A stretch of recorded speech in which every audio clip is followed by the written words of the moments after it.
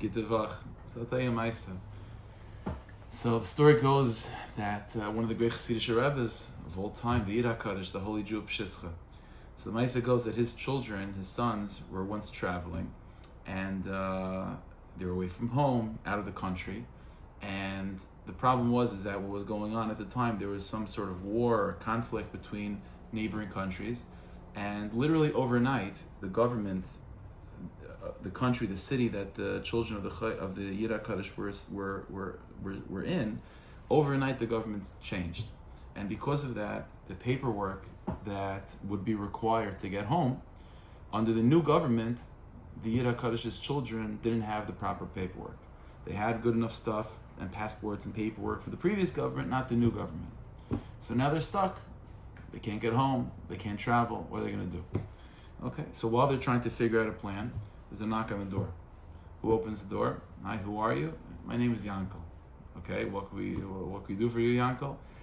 So Yankel says, listen, I heard that you're the sons of the holy Jew of Pshischa, and I heard that you're in a little bit of a predicament. You don't have the proper paperwork because of the government, the change, and the upheaval.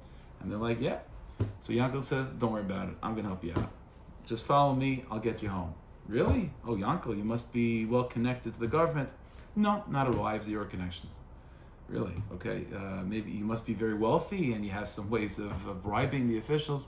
Nah, I'm just, middle class. So how are you going to help us, Yankel? Yankel says, don't worry about it.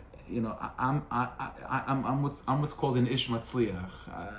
I have good mazel. Whatever I try to do, it always works out. So stick with me. It'll be good. Instead of looking at this guy, maybe he's a little bit off his rocker. Like, what's going on? So he says, but I'll prove it to you.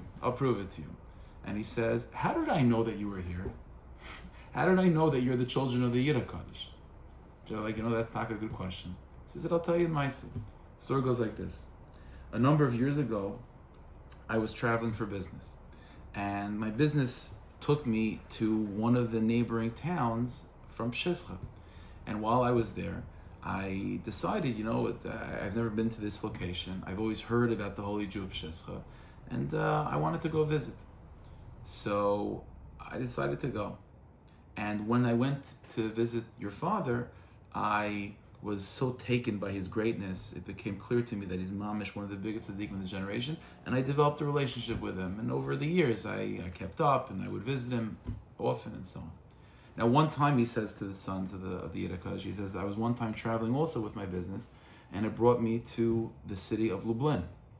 Now, in the city of Lublin, the famed Tzadik, the Chayze of Lublin, the great seer of Lublin was there.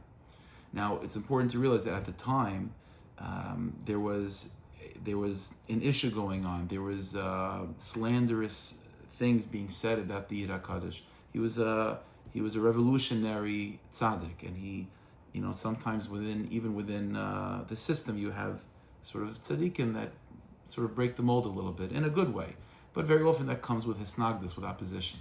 So there was definitely opposition to the Yira Kaddish and his path, and so I knew that, but I knew the Yira Kaddish is a great tzaddik. And fine, so I'm by Lublin, and I go, and I want to go visit the great seer of Lublin, the Chayz of Lublin.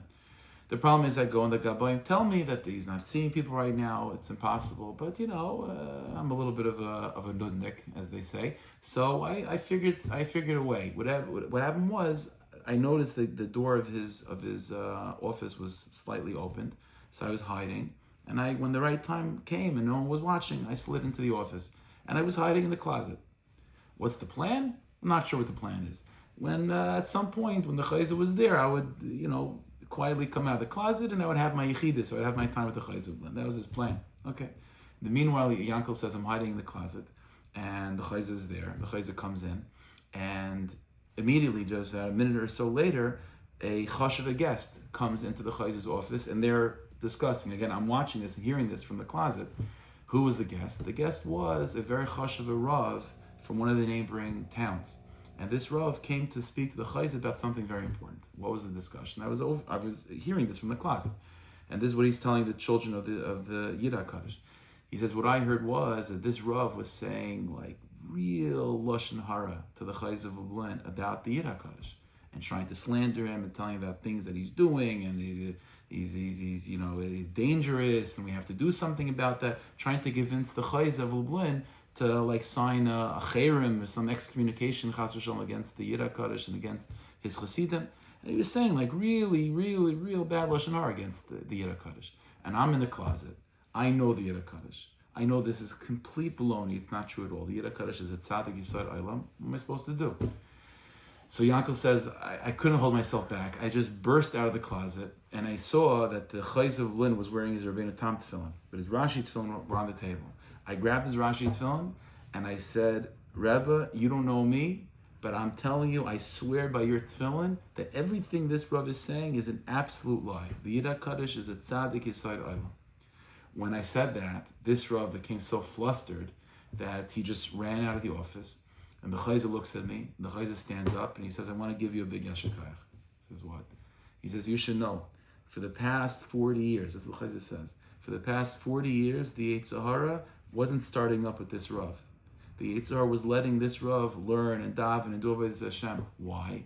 Because the Yetzer Hara had a long-term goal. His long-term goal was, I'm going to allow him for 40 years to become the big Eved Hashem, only to allow him to then, after 40 years, say lashon hara against the Yid HaKadosh, the Chayz of Blin, and the Chayz of Blin will accept it because he's such a big Eved Hashem, he's such a chash of a Yid, he's such a for 40 years he's serving in Hashem without doing any averos, and the Chayz would see that. So because this Yid for 40 years wasn't disrupted by the Yetzer Hara, all of that to make sure that the Chayz of Blin would accept his lashon hara. And you, says the Chayz of Blin, when you came in and you said the truth, which is the Yid HaKadosh is a tzaddik, and all of this is lashon hara, it brought the truth to the room, and it became clear that it's lashon hara, and he ran away. And so the Chayz says, I want to give you yashikayach. So by the way, that alone is an amazing lesson, right? What do you see from there? That the Yetzer Hara is willing to give a person space to grow in avodas Hashem, to do mitzvahs, and to learn, all for the purposes of maybe one day he'll be able to say something not nice against the Jew. And hopefully that, and the Yetzer Hara is thinking that those words will be accepted because look at what type of a chash of a person he is. You see what the Yetzer Hara can do and what the Yetzer Hara's real plan is to make a separation between Jews. That's more important to the Yetzer Hara to make a separation between Jews than it is to stop a Jew from learning and davening. It's an amazing thing. Anyway, back to the story.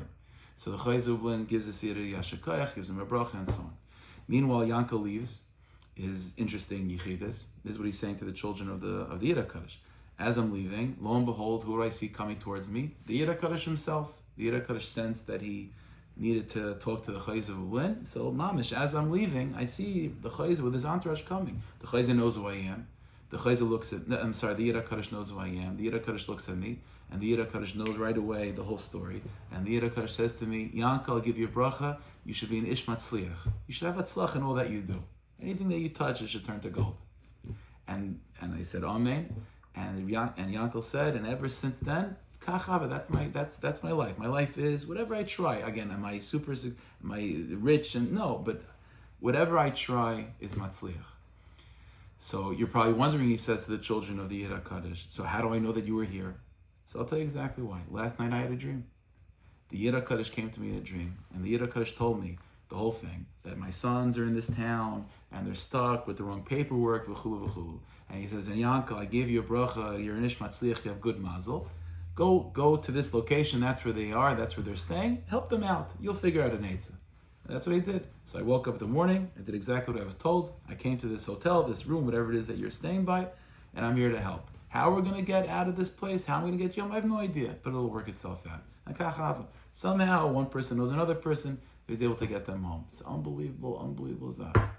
It's a scary story, right? Such a thing that the Yetzer Hara's real objective is to drive a wedge between Jews. That's the main objective of the Yetzer Hara. And sometimes the only reason why the Yetzer Hara does what it does is only to eventually to that point of making a separation between Jews. Hashem should bless us. We should never fall for that mistake.